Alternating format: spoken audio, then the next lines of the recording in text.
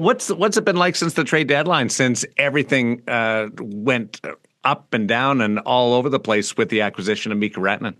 Yeah, you know what? Well, first, what an exciting deadline for us.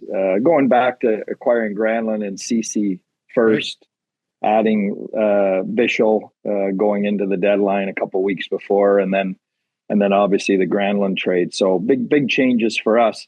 It's interesting though, from a coaching perspective, it always throws your group off a little bit when you inject a whole bunch of new people in. We were on a pretty good roll there. We were winning a lot of games. We were playing a really tight game, kind of real identity game, and then we're obviously more skilled now, but we're still trying to reestablish that. And I think there's a lot of teams probably going through that. So I'm sure we will get it reestablished, but there's been some bumps here over the last couple of weeks. How's your finish?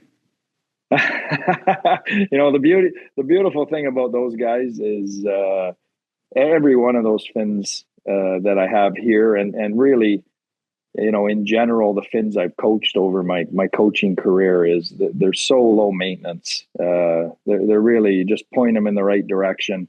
Really smart hockey guys, team first players all the time. So they're as low maintenance as they get. I'm fascinated your thoughts about chemistry, because you got when Jason and Wyatt started to really play and score, everybody was pointing saying, "Oh, here come the stars," and then you did make changes. And how do you manage that within the room to tell guys, "Listen, we're just trying to reward you and we're trying to get better"? Yeah. Well, I think, John, that's exactly the message. And I'll be honest with you. I think the players expected that. I think anybody in a position to have a chance to win this time of year is sitting in the room, regardless of how well you're playing, going, we need to add to keep up to have a chance here. So, I think, our group is really excited. It's not as much chemistry. It's more of just a mindset of, the group kind of, you read the press clippings a little bit. Oh, we've got this guy, everyone's picking us to do this now. And you lose a little bit of that work boot mentality, and that we've got to reestablish. How involved or aware are you of what's going down with Mikko Rantanen and the hours leading up to the solidification of the deal? You know what, Jim's very inclusive, as much as he can be on that trade deadline day. I mean, he's got phones ringing left and right, and he's juggling 10 balls, trying to get trades done, trying to get contracts signed. I mean, just on that day alone, he did the Rantanen trade, re-signed Wyatt Johnson, made some other minor moves. So there's a lot going on. He called me. The first I kind of heard of it was maybe the day before the trade deadline. He said it was on the radar, but he didn't want to get too excited. He wasn't sure where it was going to go.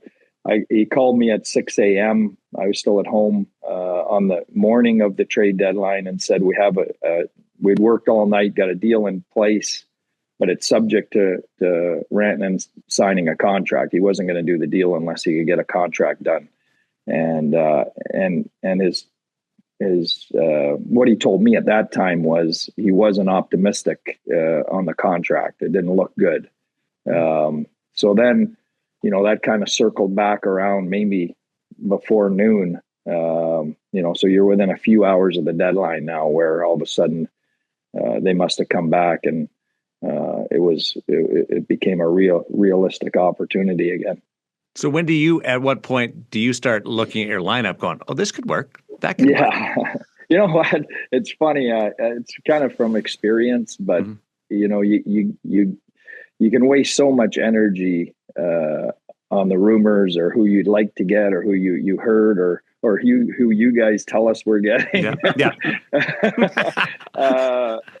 So I really, on that trade deadline day, I try to avoid it as much as possible until it becomes a realistic thing, because I've made that mistake before and wasted a whole lot of energy, and really, if it doesn't happen, it's deflating when you go down that road and you start penciling guys in and thinking about how they could help your team or change your team. So I try and avoid that as much as I can. Boy, I tell you what, Rantanen went through a lot of tumult when you consider that the Carolina thing didn't work. Dallas, when you guys hadn't played at home yet with him in the lineup, Four Nations was smack in the middle. I kind of figured he had about 5 suitcases on the charter. Yeah. How could he and how do you help him manage that mentally? Yeah. You know what, John, you're 100% right. And you're not even counting, going back to Colorado for that first game as quickly as we have, which was last night. I mean, sometimes you make, that happens and you might be done with Colorado, or you might not get him for another 2 months, and you don't have to worry about that. He had that last night to deal with too. So, I've been so impressed with him and how he's handled it, and how he's shown up and played, and the way he's played for us, considering everything he's been through. I'm sure it's just been a whirlwind for him. But you wouldn't know it at the rink. He's dialed in. He's a pro's pro. The way he prepares his post-game workouts, his pre-game preparation, the way he's tried to fit in with us here. You would never know what he's gone through until you start rhyming it off, his last 2 months.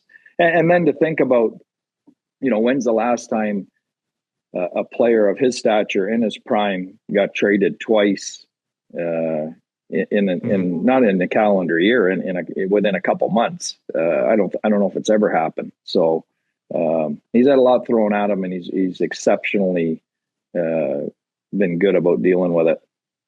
Is there a way to speed up the integration process from your experience? You know what? Well, I think we had a built-in one for sure with the Finnish guys we had here. And I think the Four Nations, John hit on the Four Nations. I think the Four Nations helped that too. He had just spent 2 weeks with those guys at the Four Nations. Granlund, Heiskanen. Well, Heiskanen wasn't there because of the knee, but Rupe Hintz, Esa Lindell. Mm-hmm. So, he got 2 weeks with those guys, which I honestly think, and I don't want to speak for him, but I'm not sure you get him signed for 8 years and committed to a team sight unseen, without living in the community or knowing much about us, unless he has those relationships with those guys and is very comfortable in, their opinion of what's going on here and what it's like to live here and what it's like to play here.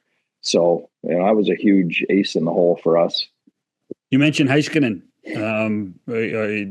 Will he play before the end of the regular season? I think it's going to be right around there, either a little before or a little after. He's right in that time frame. He's actually, if you go by the doctor's notes, he's probably not due until partway through the first round. Mm-hmm. But we're obviously hoping we can expedite that and get, and he's a world-class athlete. He's working his ass off in rehab facility trying to get back. So that's our fingers crossed hope.